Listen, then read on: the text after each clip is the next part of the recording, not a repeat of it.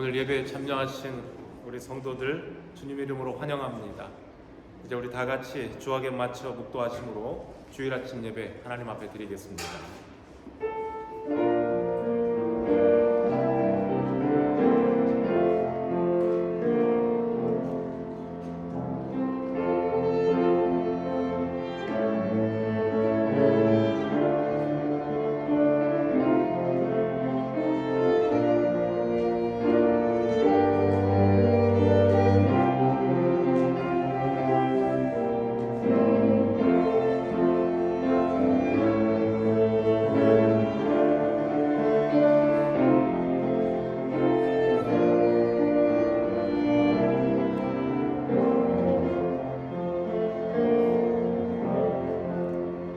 내가 산을 향하여 눈을 들리라.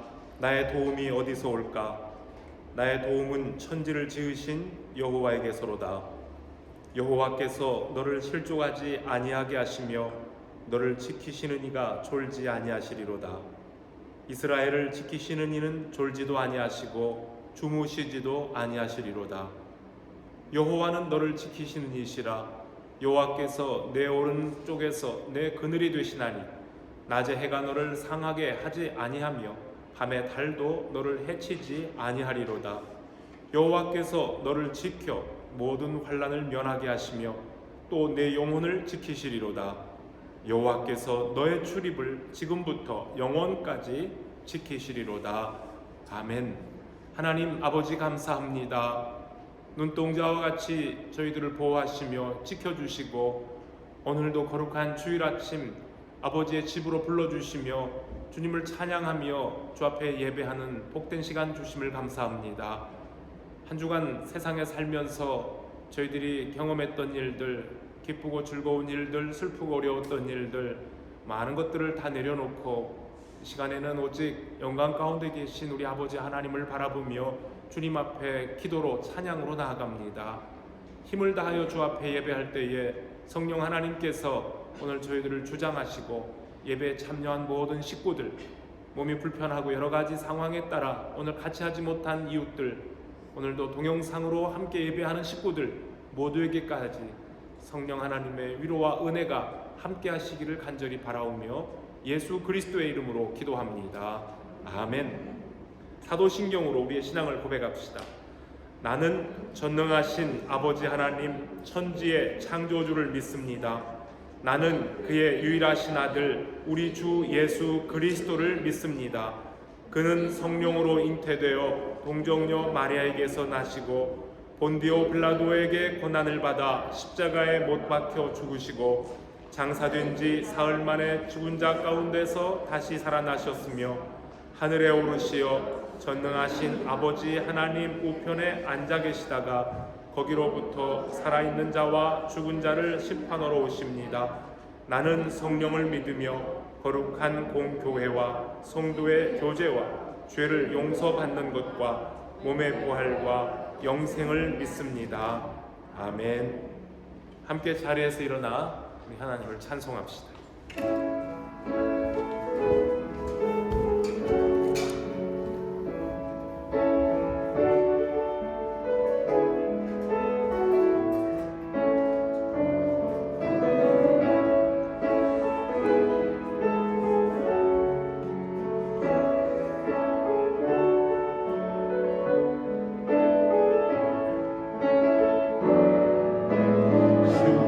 나의 모습 보내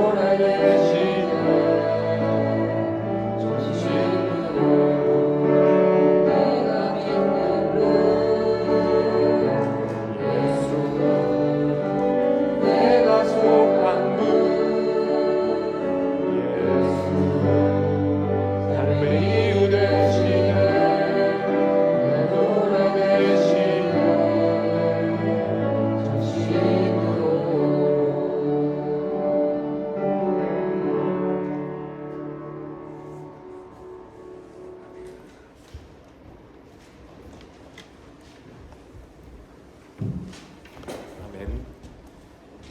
이 시간은 우리를 위해서 소기남 집사님 대표로 기도 인도하시겠습니다.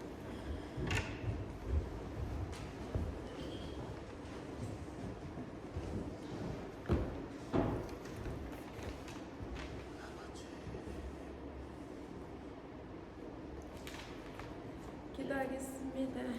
은혜가 풍성하신 하나님 아버지, 모두 찬양과 예배의 영광을 올려드립니다. 약하고 부족한 저희들을 불러주셔서 세상의 어떤 것보다 더 복되고 하신 은혜 감사합니다. 하나님 아버지, 이 시간에 우리의 허물을 용서하여 주시고 우리 마음속에 임재하여 더러운 말을 제하시고 덕을 세우는 선한 말을 할 수 있도록 은혜 베풀어 주옵소서.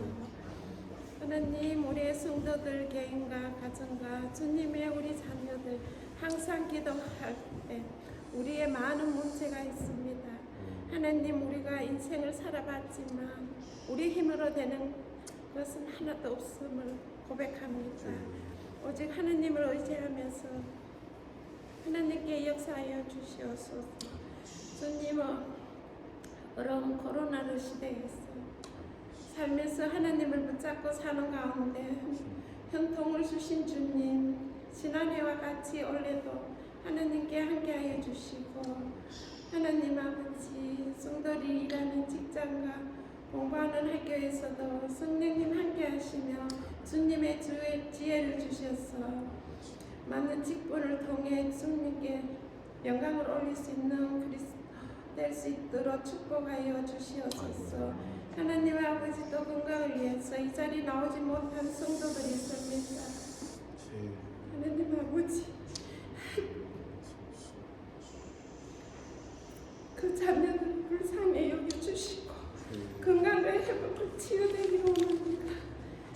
아버지, 오늘도 목사님께 귀한 말씀 전하실 때 성령님 함께하여 주시고 우리 모두에게 말씀을 잘 깨달으사 지켜 행하게 하여 주시고 목사님 건강도 지켜주시옵소서. 감사하시는 시간이 되게 하시고 우리들에게 은혜를 넘치게 하옵소서. 예수님의 이름으로 기도드립니다. 아멘.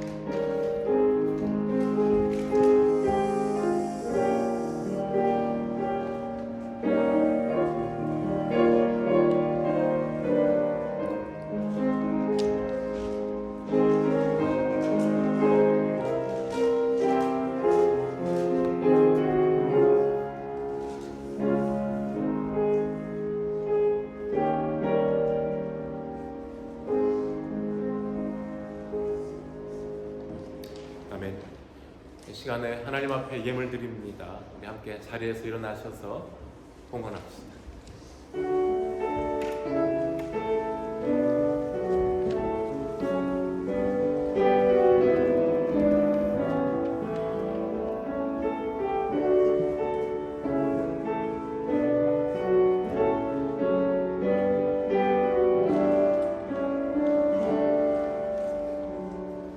자비로우신 하나님 아버지 감사합니다. 하나님 앞에 기쁨으로 감사함으로 나올 때에 저희들 준비된 예물도 함께 주 앞에 드립니다.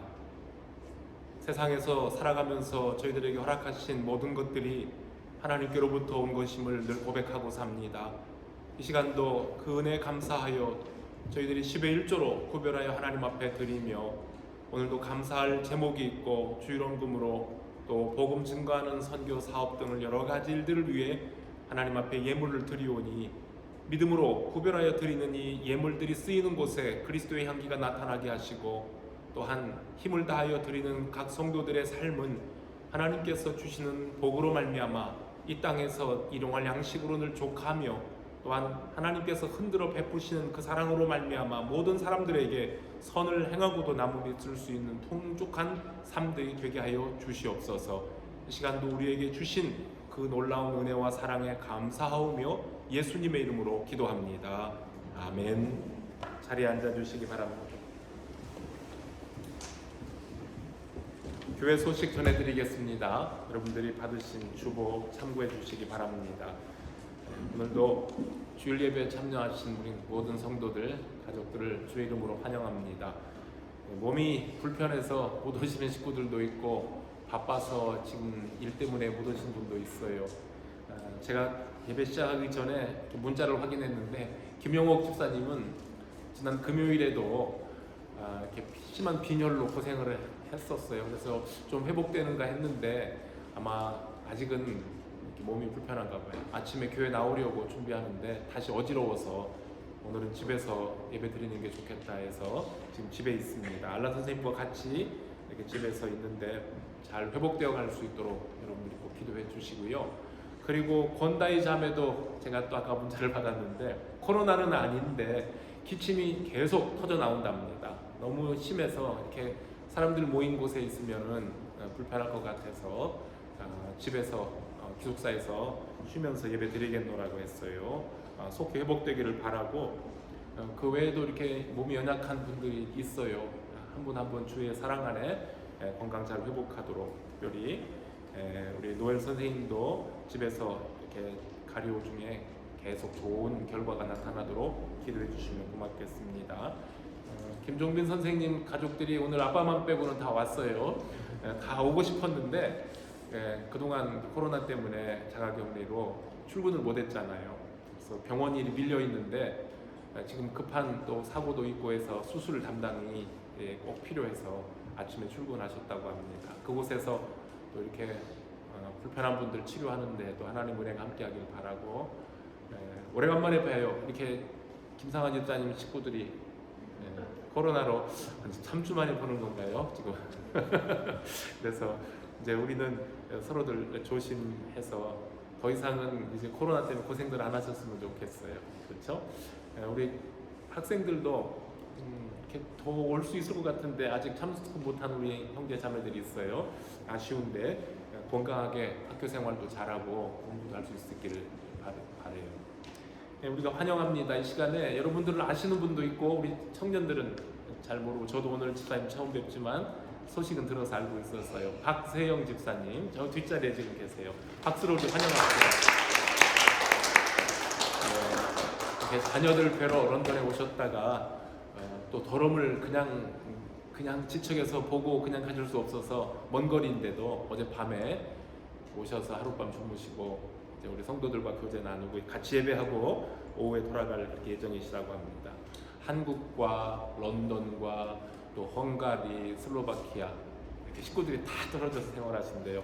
오늘 그 말씀 듣고 아우 참 제가 힘드시겠어요 그랬더니 그래도 각자 주어진 자리에서 하나님 주신 사명이 있어서 힘있게 살아갑니다는 말씀에 오히려 제가 위로가 되었습니다. 네, 아무쪼록 집사님 가정 하시는 모든 일들 위에 큰 복이 있기를 바랍니다. 또 더럼 한인교회를 늘 기억하시며 물심양면으로 또 협력해 주시는 것도 너무나 감사를 드립니다.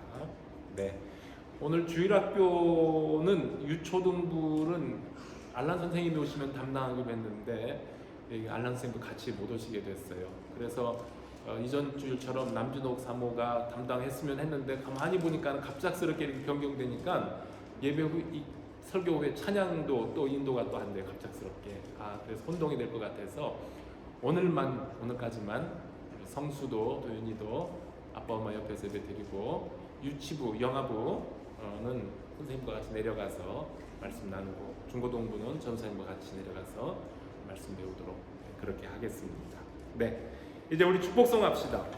하나님께서 우리에게 주신 바 은혜를 생각하며 건강하신 분들도 건강치 못한 분들도 오늘 여기에 있는 교우들도 함께하지 못한 교우들 모두가 다 주의 은혜 가운데 하나님이 주시는 복이 넘치는 삶이 되기를 바랍니다. 그래서 우리 야곱의 축복으로 함께 찬송합시다. 너는 담장 너머로 뻗은 나무 담장 너머로 뻗은 나무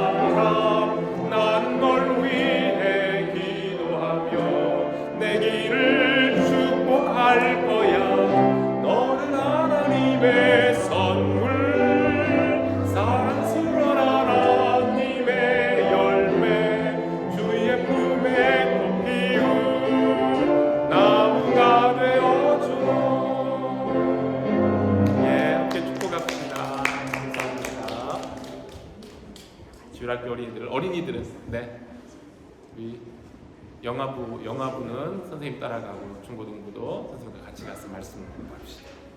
하나님 말씀 같이 보겠습니다. 오늘은 창세기 50장 15절부터 21절에 있는 말씀.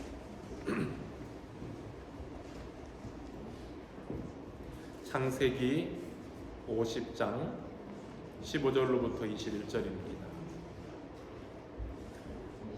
저와 여러분들 한 절씩 교독합시다. 요셉의 형제들이 그들의 아버지가 죽었음을 보고 말하되 요셉이 혹시 우리를 미워하여 우리가 그에게 행한 모든 악을 다 갚지나 아니할까 하고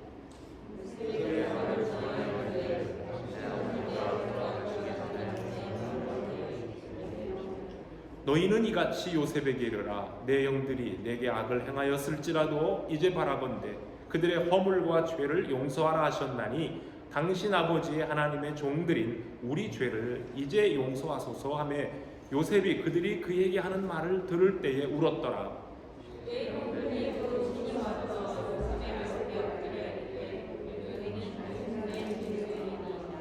요셉이 그들에게 이르되 두려워하지 마소서 내가 하나님을 대신하리이까.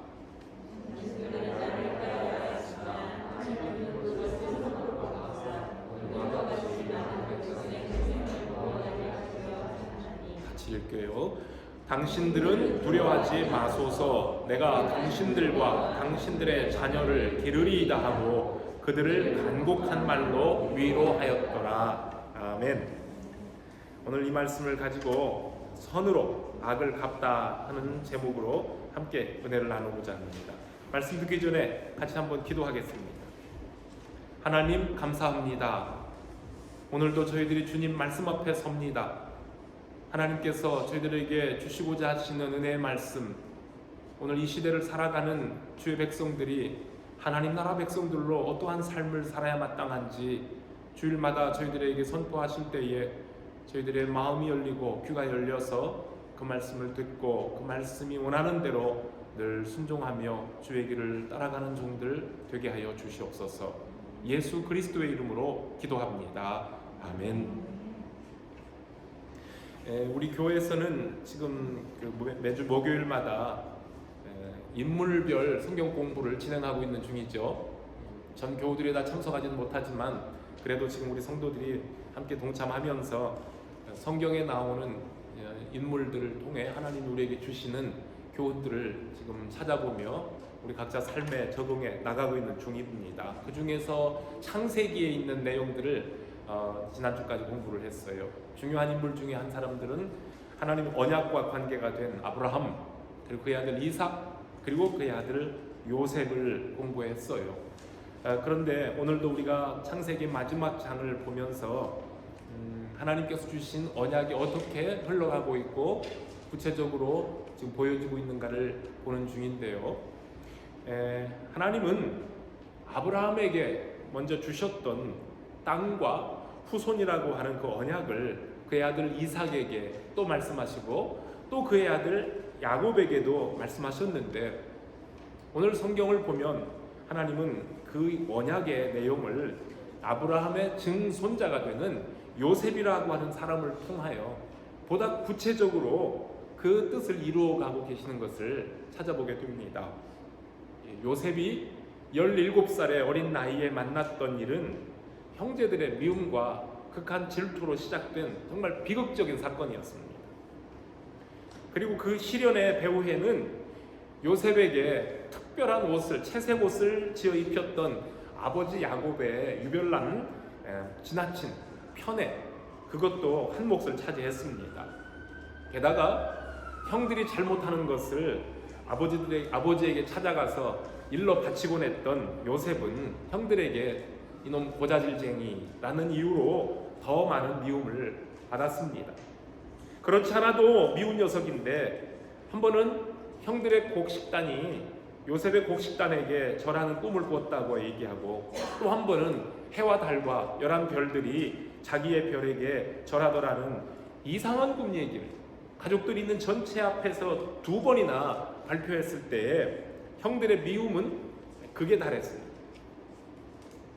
저 꿈쟁이를 언젠가는 혼내줘야지 하고 벼르고 있던 형들은 그 끔찍한 생각을 실제로 저지르고 맙니다. 처음에는 동생 요셉을 정말로 죽이려고도 했었습니다. 하지만 차마 그렇게까지 할 수 없었던 맏형 르우벤의 제안을 따라서 물이 없는 구덩이에다가 던져 두었다가 또 4번째 형인 유다의 제안으로 은 20개를 받고 이스마엘 장사꾼에게 요셉을 노예로 넘겨버렸습니다. 다부모, 아버지 하나에 엄마가 넷인 다부모 복잡한 가정에서 일어난 형제 간의 불화의 이야기입니다만, 그런데 우리가 창세기에 이 야곱의 가족에 대한 이야기를 읽어보다 보면 좀 이해하기 어려운 그런 부분들이 좀 있습니다. 하나님께서 복 주시겠다고 택하신 믿음의 가정에서 어떻게 이러한 끔찍한 일이 일어납니까? 이렇게 어떻게 보면 속된 말로 콩가루 집안에, 이러한 콩가루 집안에 어떻게 하나님께서 복 주시려고 하는 일들을 허락하시느냐는 거죠. 이런 가정 말고도 하나님의 마음에 들만한 좋은 가정들이 얼마든지 있지 않았을까 하는 생각이 듭니다. 그런데 그럼에도 불구하고 우리 하나님은 그런 가정을 언약의 통로로 사용을 하십니다. 비록 완벽하지는 못하지만 하나님의 약속을 믿음으로 바라보고 있는 야곱이라는 아버지가 있었고, 또 그의 아들들 중에는 요셉이라고 하는 아들이 잘 준비되어 있기 때문이었습니다. 성경에 등장하는 인물들 중에 이 요셉을 모델로 추천하면서 특히 이 어린 우리 학생들이나 젊은 청년들에게 어떤 세미나 수련장에서 여러분들도 이 요셉처럼 꿈을 가지고 인생을 설계하며 그 꿈을 이루는 사람이 되라고 정말 열변을 토하는 강사들이 있습니다. 좋은 꿈, 비전을 가지라 하는 좋은 뜻의 말인데요.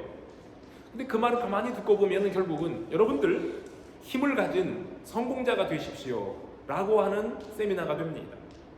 여러분들이 힘이 있어야 성공자가 된다는 말이고, 그리고 그 힘을 얻기 위해서는 여러분들도 요셉처럼 어릴 때부터 좋은 꿈을 가지십시오 라고 힘줘 외칩니다.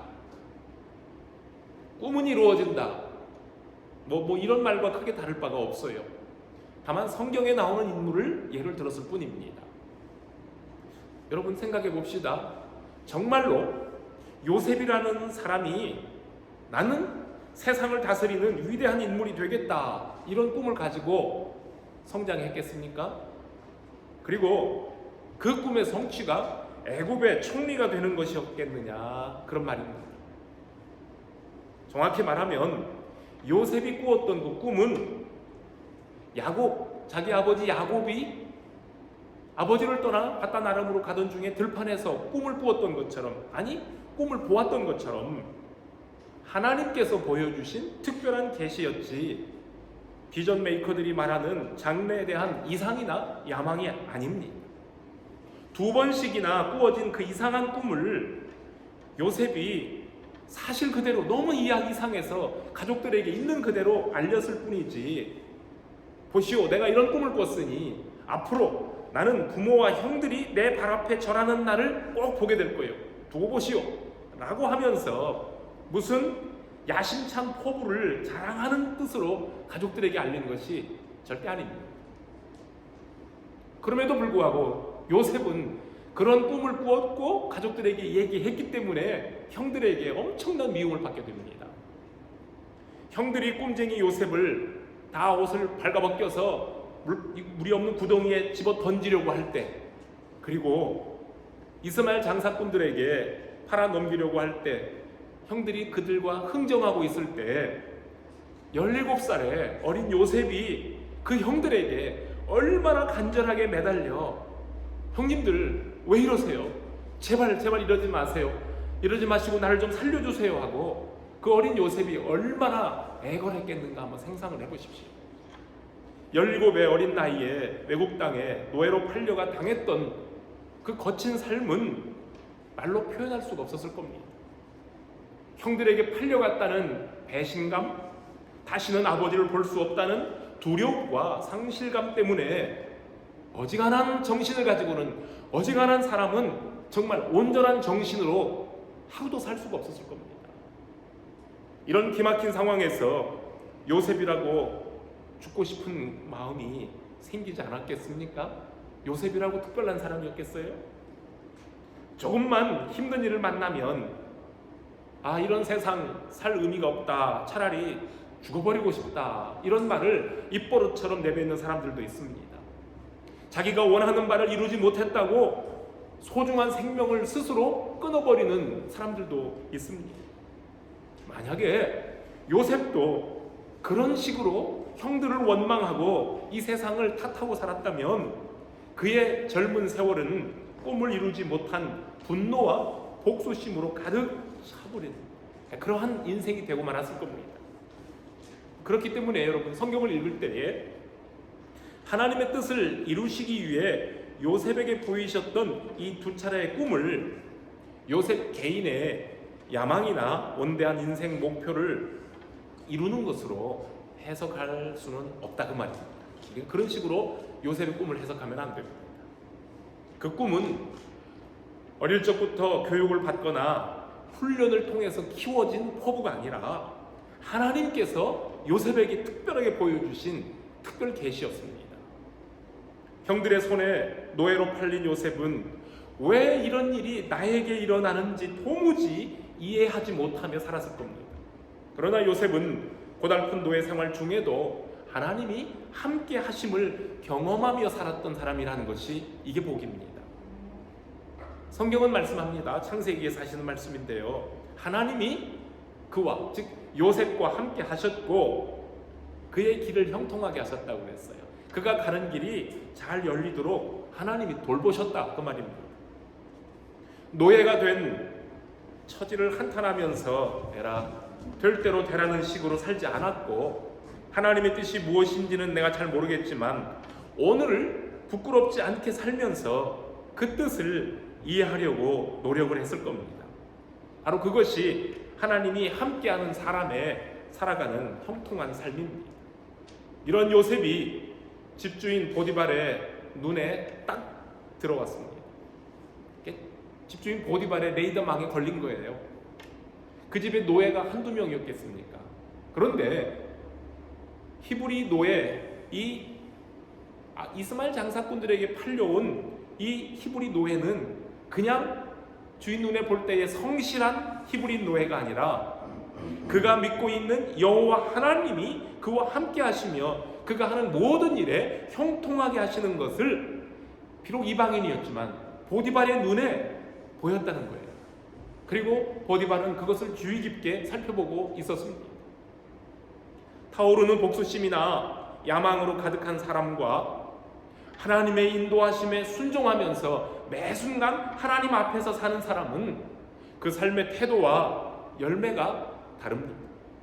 심지어 불신자들이 보기에도 하나님의 사람은 요셉이 그랬던 것처럼 뭔가 달라요. 성도 여러분, 우리 그리스도인들의 힘은 다른 데 있지 않고 하나님께서 함께 하심을 세상에 나타내는 거룩한 삶에 있습니다. 보디발은 이런 요셉을 가정 총무로 발탁했고 모든 살림을 요셉에게 위임합니다. 성경에는 그렇게 말씀하지요. 보디발이 요셉에게 그 집의 모든 것을 주관하게 할 때부터 여호와께서 요셉을 위해 그 애굽 사람의 집에 복을 내리심으로 여호와의 복이 그의 집에 있는 밭과 모든 것에, 모든 소유에 복이 임하였더라 그랬어요. 하나님은 요셉을 복 주시려고 그 집을 잘되게 하셨더라, 그 말입니다. 그러면 또 우리가 상상해 봅니다. 그러면 요셉이 그때부터 그 집에서 주인과 같은 힘을 가졌기 때문에 비록 노예 신분이지만은 지나온 날의 서름을 어느 정도는 보상받을 수 있었겠다 하는 생각을 할 수 있어요. 노예로서 그만큼 성장했으면 출세한 셈 아닙니까? 자, 그렇다면 그래서 요셉이 그때로부터 팔에 완장을 하나 찬 사람으로 힘을 과시하며 살았겠습니까? 보디발의 아내가 요셉을 여러 번 유혹했지만 성실한 청직이었던 요셉은 자신의 위치와 한계를 분명하게 아는 사람이었습니다. 이 집에서 나보다 높은 사람은 없습니다. 주인이 모든 것을 내 마음대로 하도록 금한 것이 없지만 오직 당신은 금하였으니 당신은 주인의 아내이기 때문입니다. 그러니 내가 어찌 이 큰 악을 행하여 하나님께 범죄하겠습니까? 하면서 분명하게 보디발의 처의 유혹에 거절을 합니다. 하나님을 두려워할 줄 아는 요셉은 자기 분수를 아는 사람이었고요, 자기 사명과 자기 임무에 충실한 청직이었습니다. 하나님께서 아담에게 동산의 모든 것을 주관하고 맡기셨습니다만 선악을 알게 하는 나무의 실과는 먹지 말라는 금령을 내리셨습니다. 그것이 하나님의 것을 위임받은 청지기로서 지켜야 될 인간의 한계였습니다. 그런데 사탄이 하와에게 찾아와 선악과를 먹으면 너희 눈이 밝아져 하나님처럼 될 거야 라고 유혹을 합니다. 여러분, 첫사람 아담의 죄가 뭡니까? 자기의 분수를 모르고 한계를 넘어 선악과를 따먹고 눈이 밝아져 하나님처럼 되려고, 즉 하나님의 자리를 넘보았던 교만이 첫사람 아담의 죄입니다. 우리가 하나님이 주신 지혜와 지식의 힘으로 무엇이든지 할 수 있지만 모든 것이 덕이 되고 유익한 것은 아닙니다. 보디발의 아내는 안주인의 권세를 악용해서 요셉을 희롱하려고 했지만 요셉은 자신의 위치와 임무를 분명하게 알고 일하는 청직이었으며 하나님 앞에서 어떤 사람으로 사는 것이 마땅한가를 분명히 알고 사는 사람입니다. 그것이 권력이든 재력이든 혹은 지력이든 힘은 이런 사람들에게 주어질 때 나에게도 유익하고 모든 사람에게 유익하게 됩니다. 이제 우리나라도 조금 있으면 대통령을 선출하겠지만 매번 우리가 대통령을 선출할 때마다 하나님 앞에 간절히 기도하는 바입니다.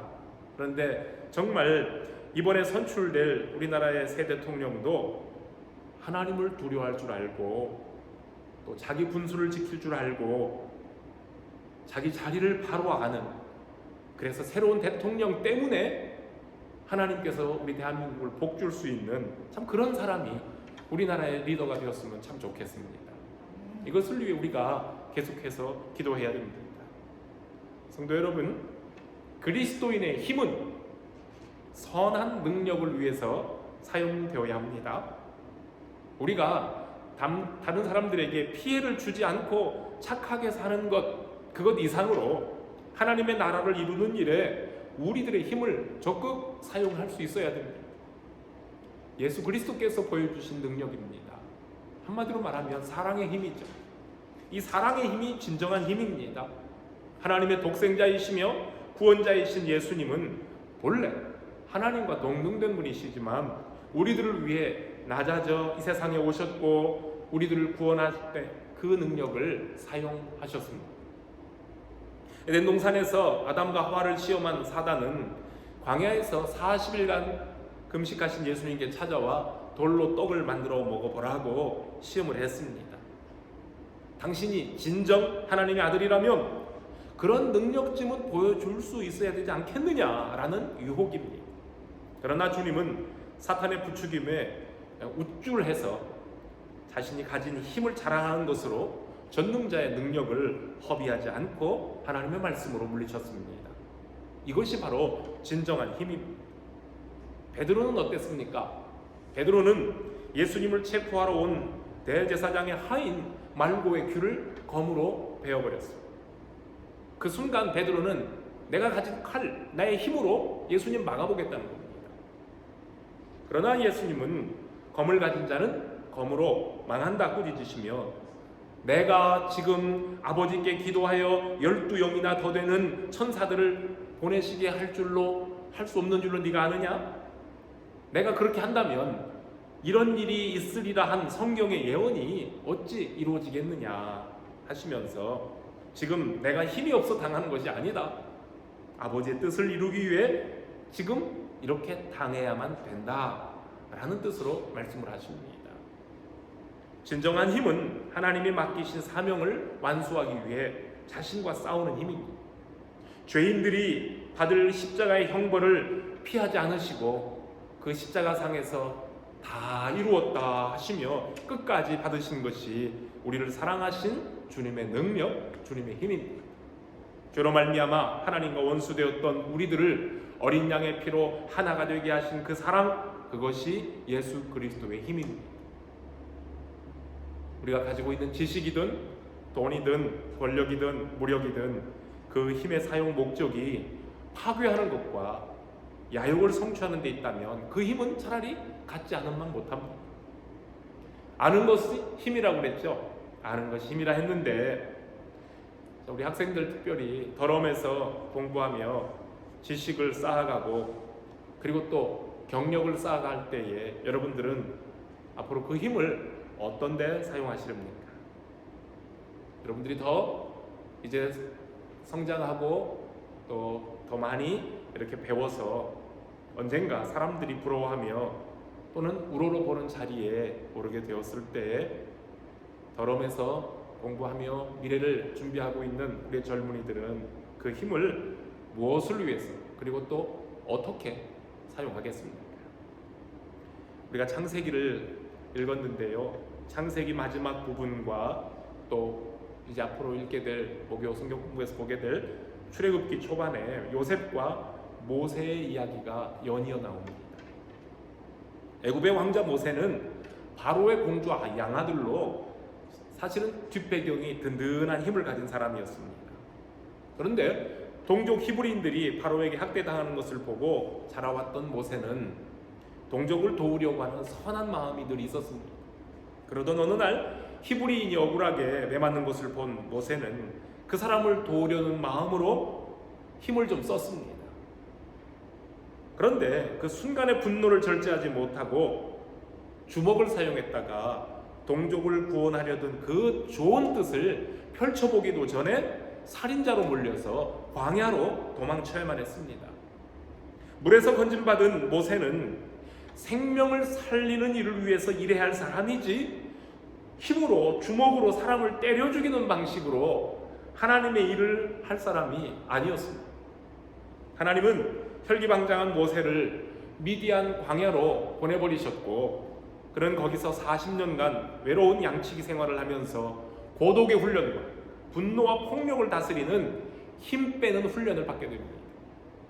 모세는 그렇게 40년간 광야 학교에서 자기 백성을 애굽으로부터 구원하며 가나안으로 인도할 목자의 삶을 훈련받게 되었습니다. 그래서 성도 여러분, 우리도 그것이 어떤 힘이든 힘이 있을 때에 조심해야 합니다. 벌써 고인이 되신 온누리교회 하용주 목사님이 힘은 있을 때 조심해야 합니다 라는 글을 쓰셨어요. 그 글 속에 이런 내용이 있습니다.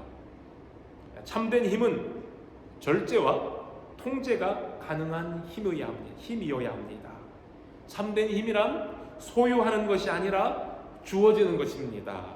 그런 말씀을 했어요. 힘은 있을 때에 절제하고 통제할 수 있어야 되는데요.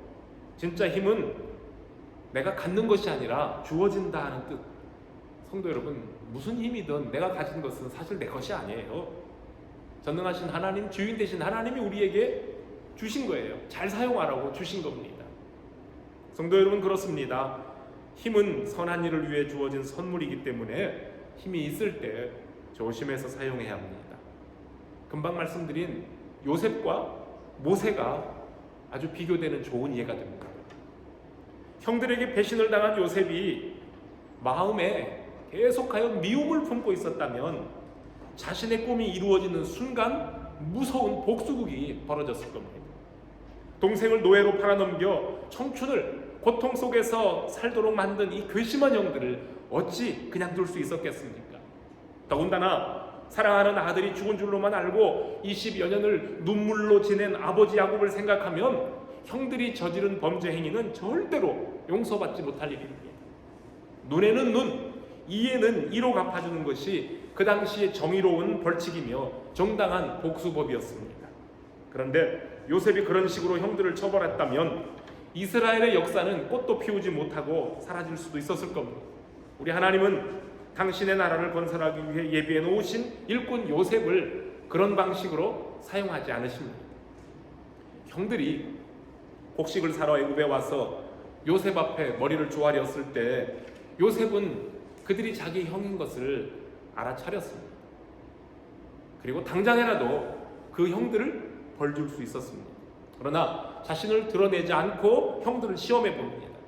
그 형들이 서로 나누는 대화 속에서 과거에 저질렀던 못된 일에 대하여 진심으로 후회하고 있으며 그리고 자기의 부친과 동생 베냐민이 무사하다는 것을 확인한 요셉은 그 형들의 생각을 좀 더 정확하게 알고 싶어서 둘째 형 시므온을 인질로 잡아두고 돌아가서 동생 베냐민을 애굽으로 데려오라고 했습니다.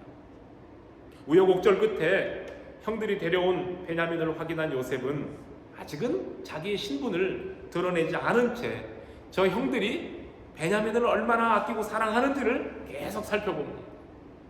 그리고 형들이 그 전에 자기에게 행했던 식으로 베냐민을 대하지 않고 베냐민을 정말로 아끼고 사랑하는 것을 확인했을 때 요셉은 참을 수 없는 감정을 터뜨리면서 그 형들에게 나는 당신들의 동생 요셉이요, 당신들이 애굽에 판 사람이요 라고 자신을 밝힙니다. 얼마나 놀랐겠습니까? 형들이 요셉 앞에 머리를 조아리며 두려워 떨고 있는 장면을 한번 우리가 상상해 봅니다. 야, 저기 꿈쟁이가 온다, 저 녀석의 꿈이 어떻게 되는지 우리가 한번 두고 보자 하고 요셉을 조롱하며 동생을 노예로 팔아남긴 형들이 어떤 심정으로 지금 요셉 앞에 무릎을 꿇었을지 짐작이 갑니다. 지금 자기들 앞에 있는 요셉은 바로의 모든 권세를 대신하는 지상 최고의 권력자입니다. 요셉의 꿈이 이렇게 이루어질 줄 누가 상상이나 했겠습니까? 이렇게 요셉은 힘이 있는 사람이 되었습니다. 자, 그런데 요셉이 그 형들을 당장에 벌 주었습니까? 복수보다는 긍휼이 앞장섰습니다. 형들을 처음 본 순간부터 요셉은 하나님께서 자기에게 주셨던, 보여주신 그 꿈이 이렇게 현실이 되는구나 라는 놀라움과 감사로 위로를 받았을 겁니다. 언젠가는 형들이 곡식을 사러 애굽으로 올 것을 알고 기다려왔던 요셉은 형들을 만나기 전부터 하나님의 놀라운 뜻을 발견하고 감사하고 있는 중이었을 겁니다. 대흉년 기간에 아버지와 가족들이 어떻게 지내시려나 염려되어 어떻게 하면 도울 수 있을까 생각을 했던 사람이지, 내가 우리 가족들을 어떻게 복수할까 칼을 갈고 있던 요셉이 아니란 말입니다. 만약에 요셉이 복수심이 불타고 있었던 사람이라면 벌써 요셉은 힘을 가졌을 때에 그 힘을 다른 곳에 사용하고 있었을 겁니다. 예를 들어 봅니다. 요셉이 애굽의 총리가 되었을 때 숨을 죽이고 요셉의 눈치를 보며 떨고 지내는 사람이 많아야 합니다. 왜 그렇습니까? 히브리 소년 요셉이 노예로 팔려왔을 때 어린 요셉을 학대하고 업신여겼던 사람들, 요셉이 국무총리가 됐다는 소식 듣고 얼마나 놀랐겠습니까?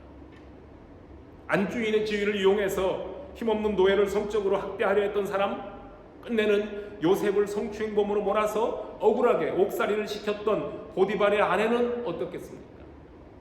나는 죽었다 생각했을 거예요. 끝장났다. 얼마나 두려움으로 살았겠습니까? 총리가 된 요셉이 억울했던 과거를 문제 삼아서 보디발의 집을 심판했다면 그 집안은 쑥밭으로 만들어버리는 통쾌한 복수국, 우리가 드라마에서나 볼 수 있는 그런 복수국이 벌어지지 않았겠습니까? 그러나 요셉은 그런 일에 총리의 권세를 남용하거나 오용한 사람이 아닙니다. 바로가 나를 이 자리에 앉히고 힘을 준 것은 위기에 처한 나라를 구원하라는 뜻인 줄로 잘 알고 대흉년을 대비해서 전국에 곡식 창고를 세우고 세제를 정비하면서 국가의 기강을 튼튼하게 했던 진짜 충실한 신하였습니다. 이것이 바로 악을 선으로 갚는 하나님의 사람들이 살아가는 방식입니다. 하나님과 동행했던 요셉은 나를 애굽에 팔려오게 하고 억울한 감옥살이를 하게 하신 것은 하나님의 때를 기다리게 하신 하나님의 뜻이다 라는 것을 어느 순간 깨닫게 된 겁니다. 그래서 이 머리를 조아리고 벌벌 떨고 있는 형들에게 당신들이 나를 이곳에 판 것 때문에 근심하거나 한탄하지 마십시오. 하나님이 생명을 구원하시려고 나를 당신들 앞서 보내셨습니다. 하나님이 그 큰 구원으로 당신들의 생명을 보존하시고 당신들의 후손을 세상에 두시려고 나를 당신들보다 앞서 보내신 것입니다. 그러니까 나를 이곳으로 보낸 것은 형님들이 아니라 하나님이십니다 하면서 자기의 형들을 안심시켰습니다. 형들은 결코 용서받을 수 없는 악으로 동생을 버렸지만 요셉은 그들의 악행을 선으로 갚고 있습니다.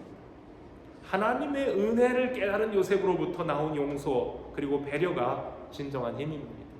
그래서 우리는 그리스도인으로서 하나님의 은혜를 따라 하나님의 사랑으로 죄사함을 받고 은혜를 얻은 그 성도답게 하나님이 주신 사랑을 나누는 것이 그게 진정한 그리스도인의 힘이다 그 말입니다. 오늘 읽은 본문을 보면은요, 아버지 야곱이 돌아가셨어요. 야곱의 장례식을 마친 다음 형들은 또 한 번 두려움에 사로잡히게 됩니다. 아버지가 살아계실 때에는 그래도 동생이, 효자 동생이 아버지 얼굴을 봐서라도 참고 있었겠지만 이제는 우리 악행을 그대로 갚을지도 모른다. 아버지도 안 계시는데 우리는 어떻게 되지? 라는 두려움입니다. 성도 여러분, 이 죄라는 것은요, 죄의 세력은 이렇게 끈질기게 사람들의 발목을 붙들고 늘어지며 사람들을 불안하고 어둡게 만듭니다. 그래서 우리말에도 뭐라고 해요? 죄 짓고 발 뻗고 못 잔다 그러죠. 죄진 사람 발 편히 뻗지 못한다, 그런 말을 합니다. 이 형들의 지금 처지가 그런 거예요. 불안합니다. 이 형들이 요셉의 얼굴을 감히 마주 볼 수 없기 때문에 사람을 보냅니다. 그리고 우리가 저질렀던 죄를 용서해 주십시오 하고 간청을 합니다. 그러면서 누구의 이름을 들먹입니까? 돌아가신 아버지를 들먹이는 거예요. 동생, 자네 아버지가 이렇게 되는 거예요. 아버지가 우리를 용서해 주라고 분명히 말씀하셨는데 아버지 말씀대로 우리를 용서해 주십시오, 이런 뜻입니다. 옛날에는 우리는 살려달라고 애원하는 동생을 냉정하게 버렸지만, 그러나 동생은 우리 어린 자식들을 불쌍히 여기는 마음으로 제발 용서해 주십시오 라는 애원을 하고 있는 겁니다. 그 말을 들은 요셉은 형들이 아직도 용서받았음을 확신하지 못하고 두려움에 떨고 있다는 사실을 알고 그 형들이 불쌍해서 울었다 그랬어요. 마음이 얼마나 안타깝고 답답했겠습니까? 요셉이 울었다, 형들을 불쌍히 여긴다는 그 진심을 알게 된 형들이 이번에는 직접 요셉 앞에 찾아와서 다시 요셉의 발 앞에 엎드려서 우리는 당신의 종이요 그럽니다. 이게 성경의 결말입니다. 우리는 당신의 종이요. 요셉은 형들을 처음 만났을 때 이미 용서를 했고 이 모든 것이 하나님의 선하신 뜻이었다는 것을 형들에게 알리며 형들을 다 안심시켰지만 아직도 불안에 떨고 있는 형들에게 또 다시 말합니다. 형님들, 내가 하나님을 대신하여 당신들을 벌하겠습니까? 형님들은 나를 해치려 했지만 하나님은 그것을 선으로 바꾸셨고 오늘과 같이 많은 사람들의 생명을 구원하셨습니다. 그러니 이제는 두려워하지 마십시오. 내가 형님들과 형님들의 자녀들을 다 돌봐주겠습니다 하며 간곡한 말로 위로했더라 했습니다. 바로가 위임했던 총리의 권세도 대단하지만 그거보다도 더 진정 크고 위대한 힘은 하나님의 은혜를 체험한 사람에게서 나오는 용서와 사랑의 힘입니다. 악을 선으로 바꾸신 하나님, 많은 생명을 구원하시려고 형들보다 나를 먼저 애굽에 보내신 하나님을 찬양하는 요셉으로부터 우리를 구원하신 하나님의 독생자 예수 그리스도의 모습을 찾아보게 됩니다. 예수님의 가르침과 삶을 본받았던 사도들은 그리스도의 그 사랑을 우리들의 성도들의 삶에서 이루라고 여기저기 말씀 속에서 권면하고 있습니다. 그 중에 사도 바울과 베드로가 우리에게 주셨던 말씀을 몇 구절 참고해 보도록 합니다. 로마서 12장 17절에 있는 말씀이에요. 로마서 12장 17절. 아무에게도 악을 갚지 말고 모든 사람 앞에서 선을 도모하라. 네, 그렇습니다. 또 넘어가서 21절입니다. 악에게 지지 말고 선으로 악을 이기라 그랬습니다. 선으로 악을 이기라. 베드로전서 3장 9절에서 말씀합니다. 악을 악으로, 욕으로 갚지 말고 도리어 복을 빌라. 이를 위하여 너희가 부르심을 받았으니 이는 복을 이어받게 하려 하심이라. 네, 베드로는 말고의 귀를 잘라서 복수하려고 했었어요. 감히 예수님의 몸에 손을 대 이런 사람이었어요. 그러나 이제는 이런 말씀을 하는 사람이에요. 도리어 복을 빌라. 왜냐하면 하나님이 우리에게 허락하신 그 복을 이어받기 위함이라 그랬습니다. 마지막 바울이 한 말씀을 또 하나 봅시다. 데살로니가전서 5장 15절에 있는 말씀인데요. 삼가 누가 누구에게든지 악으로 악을 갚지 말게 하고 서로 대하든지 모든 사람을 대하든지 항상 선을 따르라 그랬습니다. 이것이 우리 그리스도인들에게 주시는 하나님의 위로의 말씀입니다. 그렇습니다. 이 땅에서 예수 그리스도와 함께 시작된 하나님의 나라는 이런 힘을 가진 사람들을 통해서 또 이런 방식으로 계속해서 이루어져 가고 있습니다. 세상의 방식이 아닌 예수 그리스도의 사랑으로 죄악과 싸워서 승리하는 성도들의 삶이 되시길 바랍니다. 이 한 주간도 요셉을 통해서 우리에게 주신 예수 그리스도의 모습, 그 그리스도의 사랑을 따라 악을 선으로 이겨가며 그리스도의 사랑 속에서 늘 승리하는 종들이 되시길 주님의 이름으로 축복합니다. 같이 기도하겠습니다. 아버지 하나님 감사합니다. 세상은 악합니다. 그 악함 속에 우리도 포함되어 살면서 원하지 않는 악을 행하고 살 때가 참 많습니다. 그럼에도 불구하고 우리 하나님께서는 저희들을 불쌍히 여기시며 만세전에 택하여 주시고 하나님 백성으로 살면서 예수 그리스도의 은혜로 말미암아 그리스도의 사랑으로 죄사함 받게 하시고 하나님의 백성 거룩한 성도의 삶을 살도록 특권 주심을 감사합니다. 이 땅에 살면서 하나님 나라의 시민으로 사는 주의 자녀들, 우리가 세상에서 만나는 악과 또는 악으로부터 당하는 여러 가지 곤란과 어려움 속에서도 낭망하거나 불평하거나 아니면 같은 악으로 되갚는 삶을 살지 않게 하시고 오늘 요셉을 통해서 우리에게 보여주셨던 하나님의 사랑, 예수 그리스도를 통해 우리에게 주신 보혈의 능력과 구원의 은총을 늘 기억하며 세상에 살 때에 그리스도의 사랑을 본받아 그리스도의 사랑을 나누는, 그리하여 악을 선으로 갚아 날마다 이기며 사는 종들 되게 하여 주시옵소서. 이 한 주간 살아갈 때에도 우리의 삶을 주장하시는 하나님께 우리의 모든 것들을 부탁드리오며 예수 그리스도의 이름으로 기도합니다. 아멘. 함께 일어나셔서 마지막 찬송 같이 부르시겠습니다. 218장입니다.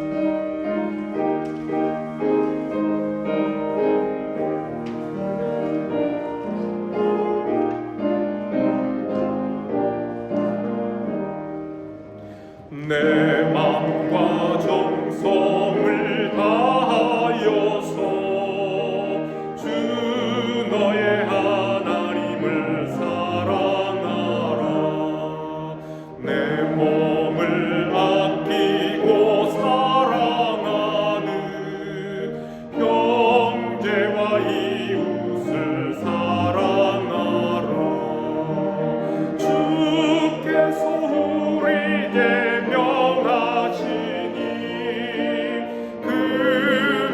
따라서 살아가리. 널 미워 해치는 원수라도 언제나 너그럽게 사랑하라. 널 핍박하는 자 위에서도 신실한 마음으로 복을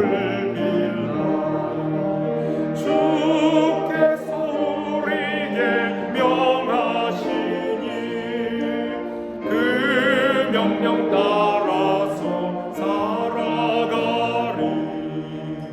나 항상 주님을 멀리하고 형제를 사랑하지 못하였다. 이러한 죄인을 사랑하사 주께서 몸버려 속죄의 큰 사랑 아들이고 내 생명 다 바쳐 충성하리.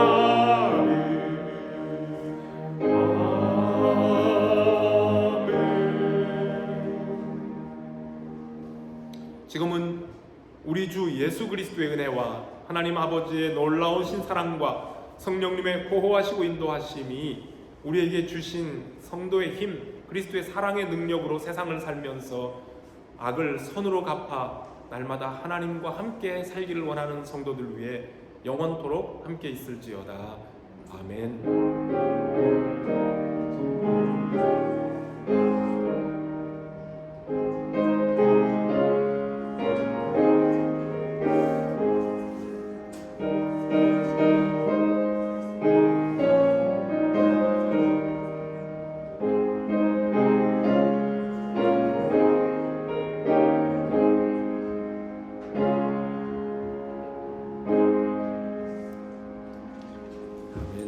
주일 예배를 마칩니다.